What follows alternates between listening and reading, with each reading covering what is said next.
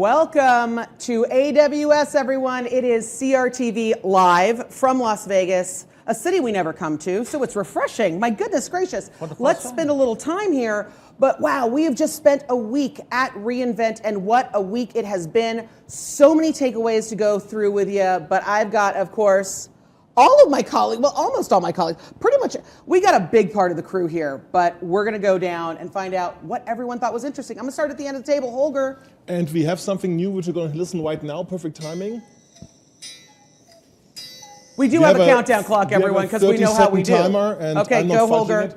Interesting reInvent, different reInvent than previous reInvents. AWS is moving up the stack, less infrastructure as a service. Who can remember opening keynote which doesn't talk about compute elements? And then we had a 30 seconds or 2 minutes. Now we do 30 seconds timing to bring things together.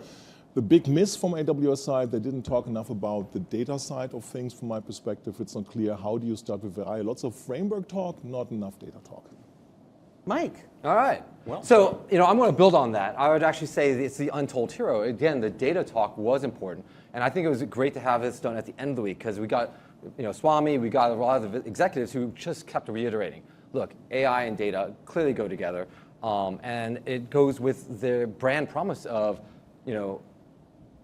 best components, better together, right? And so you're actually seeing things like Agent Core really delivering on policy, the evals. You talk about a lot of the pieces that are needed to deliver, including SV vectors, which I think we'll talk a little bit later. But didn't you also think that it was interesting that we heard from Pasquale, who is at the head of Amazon Connect, and the big comment about data was that it was for his customers where the rubber meets the road for them. Right. Now was the time to finally do something about data, which I thought was really interesting. Well, and I was going to get back to that. I mean, Garmin, I think, Swami, they all hit it where when you talk about whether it's the refinement, whether you talk about Frontier, Nova Frontier, Forge, you're talking about leveraging your first-party data. It's fundamental now to actually go beyond sort of the generic, to make it work for you. And you're talking about 30, 40% increases in accuracy. There we go. There we go, Larry. Into the wire. I mean, listen, we're taking a page from Matt Garman here, who very clearly told the analysts one question, and you got booed off the stage when you nested your questions. So we're just taking a page from Mr. Garman. Larry, what did you have? The biggest takeaway for me, overall, was that everybody's margin is AWS's gain. Mm-hmm. Whether you look at Trainium, Nova, they're looking to collapse all the rivals' margin and basically run with it, which makes sense because they're from retail. They're used to 3%. Yep. So if you got 70%, hello NVIDIA, they're going to want to jump And in. Andy Jassy would explicitly state that, right? It wasn't mentioned this time, but it's still, of course, the game. And They you kept look saying at price sensitive. and Nova, very similar deal. Right? I think the most important thing is AWS has figured out the AI game that they're going to play. It's about builders, and I think that's what you got to focus on. It's how builders interface with marketplaces. It's how builders interface with ISVs. It's how builders interface with corporate teams. And everything they're doing right now is focused on helping people get there. They were behind on that story, and we're starting to see something different, which is they realize that they've got to give everybody the tools they need, whether you're a component or whether you're actually going to deliver the final product, and that's what they want. But first time, no developer keynote, right? There's a swan song potentially of Werner this afternoon. No developer keynote, which is always day 2. Noticeable difference. I would go and say it was all about developers. Keynote got disproportionate focus. The time in terms of keynote to the attention to the just general excitement that people have.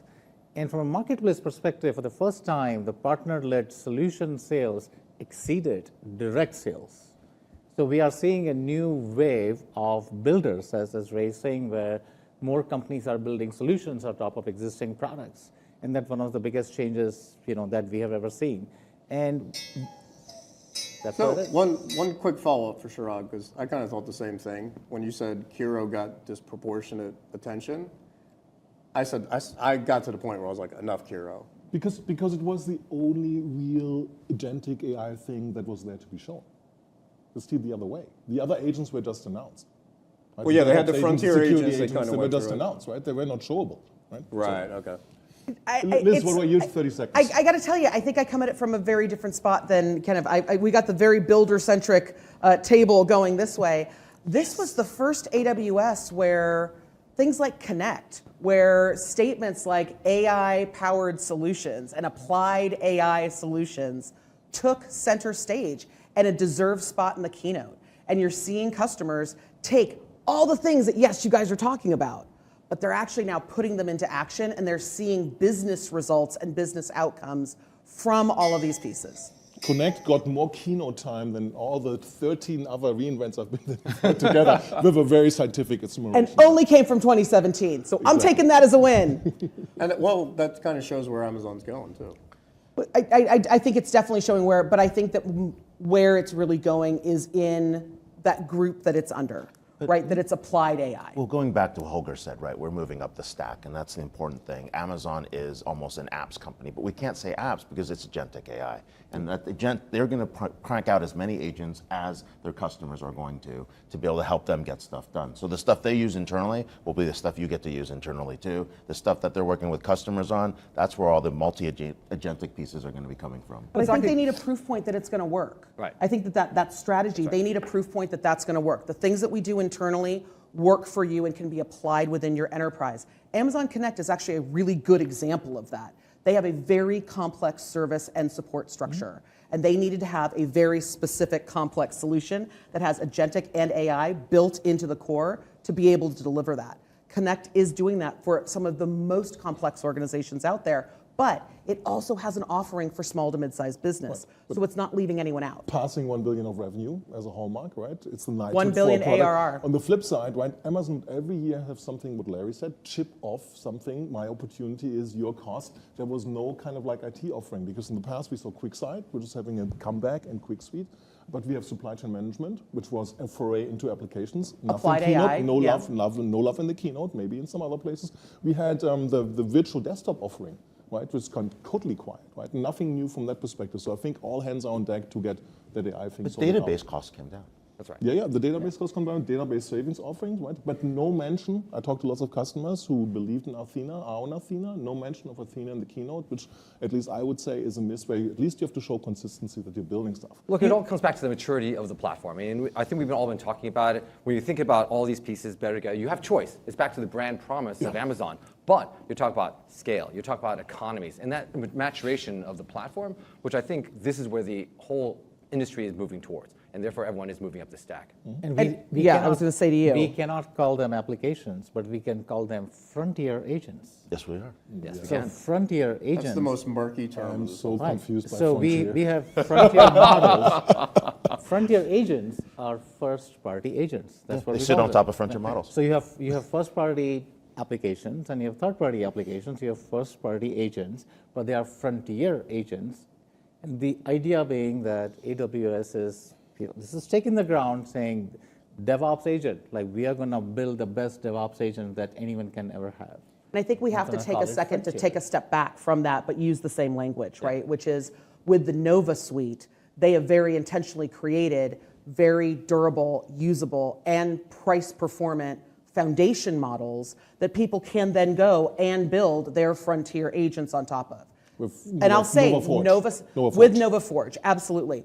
But things like Nova Sonic, when you look at the individual models, these are good, solid models. They are delivering the right outputs that when you apply them into these frontier agents and into these applications, they are delivering results. Sonic is, when it comes to speech, if you're not looking at Sonic, you're not looking at the right shortcuts. But I think it's not about models being the bottleneck anymore. It's actually the context. And this is where you heard the underlying story of data, right? Which is going to get back to how do you feed these things? And this is where we saw implications on the governance. And how do you actually refine? How do you actually make it simple to bring your first-party data together? And that's what I'm saying is the untold story right now.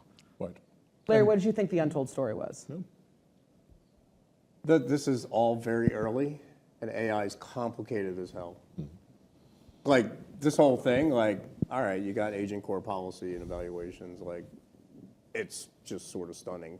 It seemed like every other slide, though. Like we had, in almost every keynote, did you guys notice there was that, like, it should be easy. Yes. Why is this hard? You know, it was kind of everywhere. Because it's immature and we're building it on the fly. But I think what got clear, and shame on me, it took me 13 reinvents, I mean, it was clear before, Amazon is all about teeing up something, we understand the problem, here are our abstractions, here are our capabilities. And that works wonderful if the abstraction and the opinionated architecture to solve this fits to the problem.